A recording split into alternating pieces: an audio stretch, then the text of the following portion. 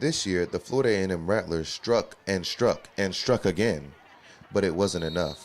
After finishing 6th in the MEAC and with a season record of 4-7, the Rattlers are still hopeful for next season. Starting linebacker Brandon Hepburn says there was a lot of good in this season, despite their record. I think we did some really good things. I think defensively we really had a pretty good season. And I believe that there's a lot of things to build off of. It didn't turn out record-wise as we wanted it to, but that's life. Sometimes you got to roll with the punches. The Rattlers have been rolling with the punches for years and coming out on top for many. Florida A&M's football team has a history rich with numerous titles, championships, awards, and Hall of Fame players.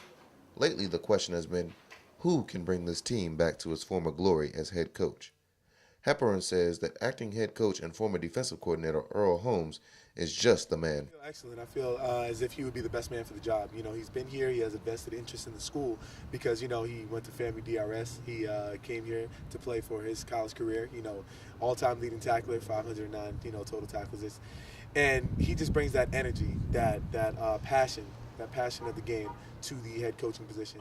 I've embraced this moment as being the acting head coach, and I'm going about my day-to-day duties as a head coach. I'm getting experience. I'm learning. Guys are learning me, and we're moving forward. As far as I'm concerned, nothing's changed. As far as my state, I'm the acting head coach. I'm gonna make the best of it, and we're gonna keep moving forward until someone tells me The different. close loss to Bethune-Cookman at the Classic is the only smudge on Holmes' track record as head coach. Officials say we should know soon who will lead the Rattlers next year. For News 20 at 5, I'm Will Davidson.